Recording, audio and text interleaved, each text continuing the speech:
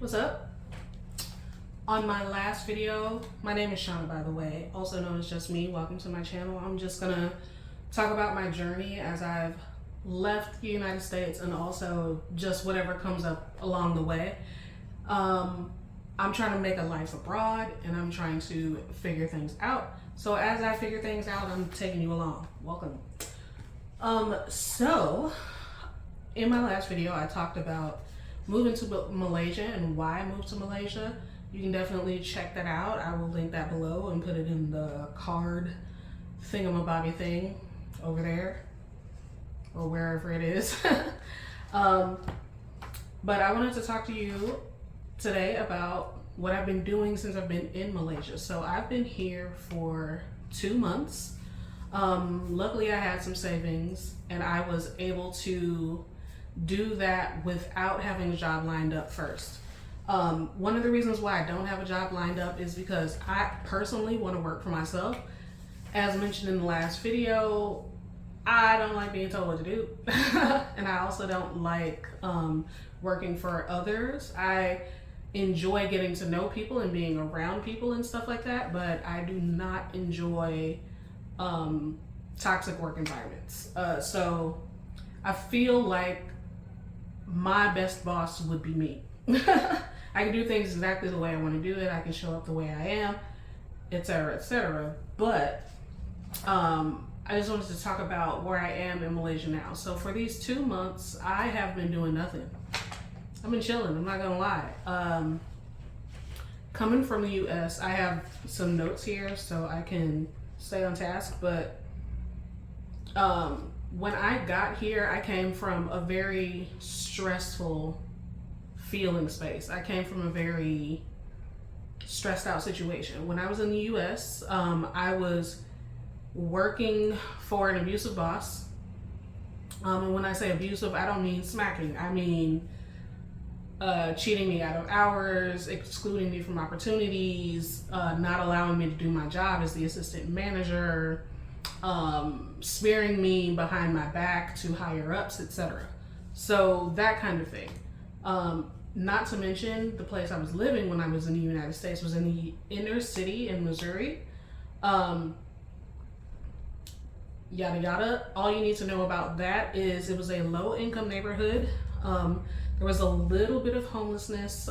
There was also gunshots.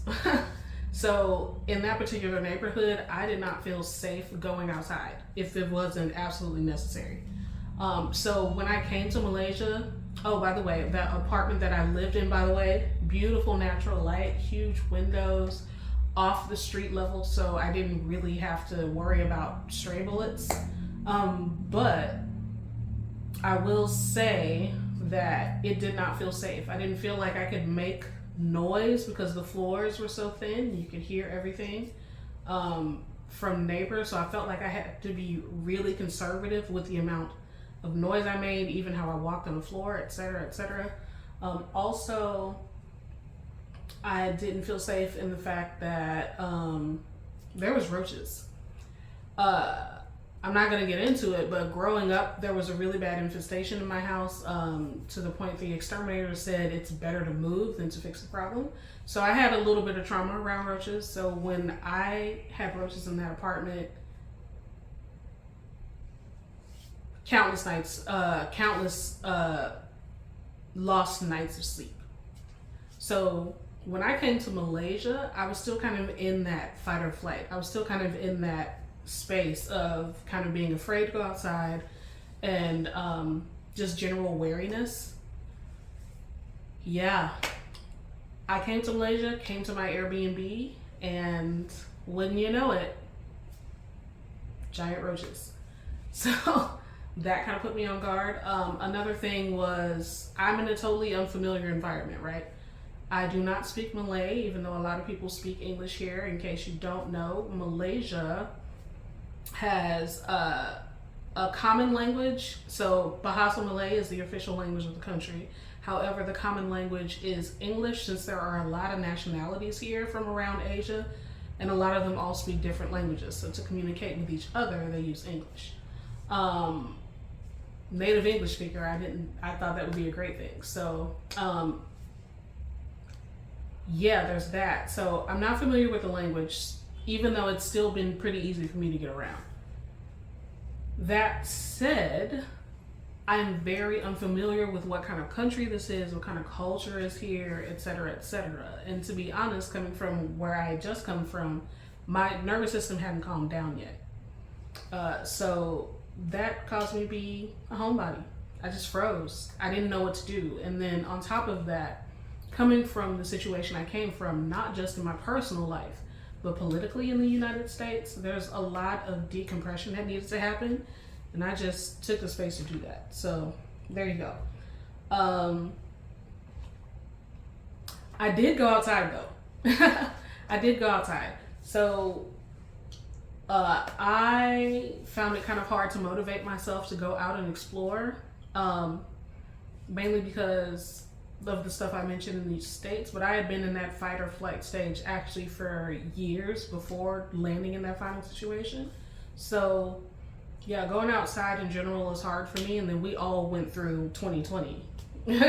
You know what I mean? So that kind of lends itself to being a homebody as well, but I did go outside. And you know what motivated me to go outside? Cats. There's a cat cafe here called Ragdoll Cafe. Life. It gave me life to go there. It was really lovely. The cats are actually social. The cats are actually being treated well, and the cats actually want to be pet, and they are not shy at all about coming around you and resting on your table or resting by your feet or asking for pets. So that was a beautiful experience, and I've gone there a couple of times. Another place that I went to was the library. It's actually pretty beautiful, like the campus for the library, and also the view from the library, I'll insert a picture here, is gorgeous. That made me feel alive, actually, to go outside and to be around this hustle and bustle and to be on such a beautiful campus. So that kind of inspired me to go out more. However, I'm still a work in progress. This is still slow going, because I'm still in a place of calming down. I'm still in the place of like getting my wits about me. So in my homebody daily life, I've been on Xiaohongshu, which is Red Note to English speakers. And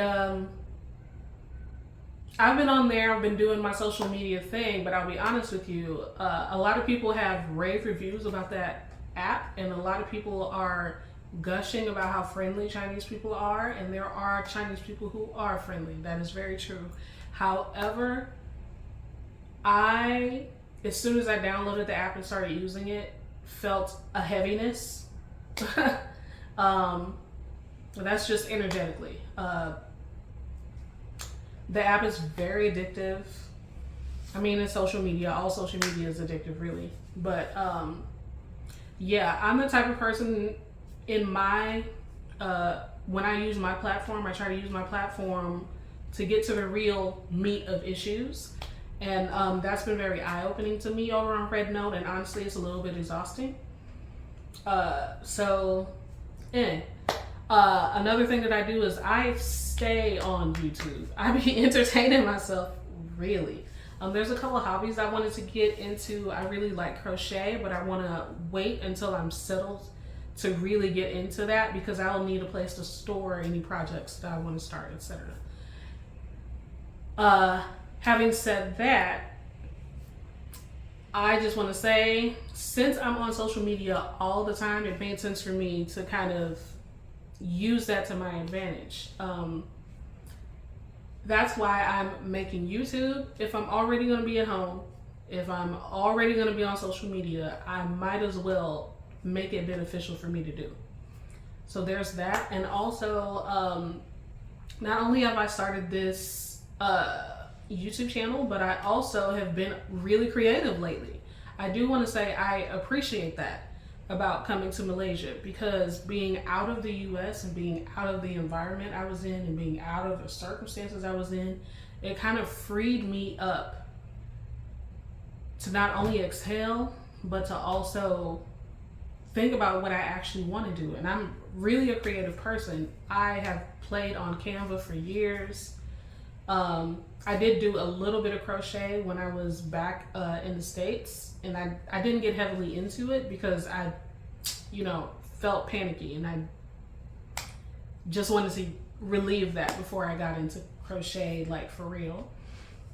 And while I'm exploring my creativity, I've been very excited. I've been very interested in new ways to express myself. So much so that I created an Etsy shop. If you want to check it out, it's politically spicy. I had some stuff to say. Honestly, all of the emotions, and I feel like a lot of people can relate. All of the things that the U.S. has been going through. First off, we need to laugh. Second off, we got some shit to say. So check out my Etsy below. There's only like a few t-shirts, maybe 13 or so, but they're very funny. And if you're interested, support your girl. Anywho, another thing that I did was I wanted to create this channel so I can promote the stuff I make. I'm gonna be honest with you, in the last video I said I didn't really know what I was doing.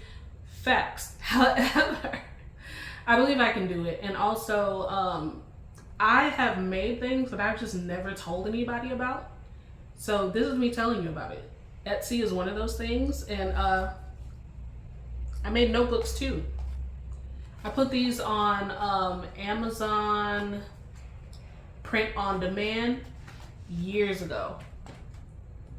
I have awful pictures on Amazon. That's probably why I haven't made any sales, because at the time I didn't have physical ones to show people. But now I do. Well, I have this one. When I was moving, I couldn't take every single thing I owned, but I have this one. And you can get this in black, turquoise, or pink. Secretly a thirst trap with the kiss on the back.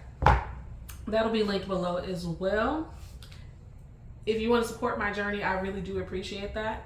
Thank you very much.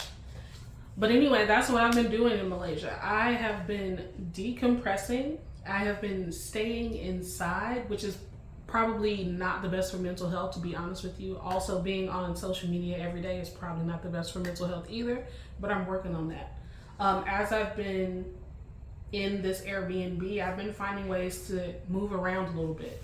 And I also am trying to give myself encouragement for going outside, because one of the main reasons why I left the US is because I wanted a life back.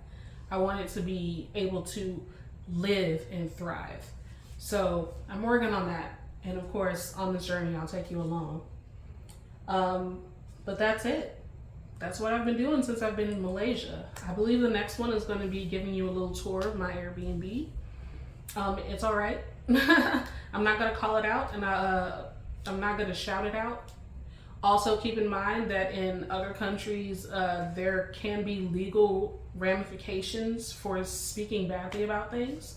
I'm not certain that Malaysia is one of those places, but I'm just going to keep that in mind. And I'll just give you a tour of my room, and I'll give you a tour of the Airbnb. Should be short and sweet. I'll see you then. Don't forget to like and subscribe. And thank you for supporting me if you do. Bye.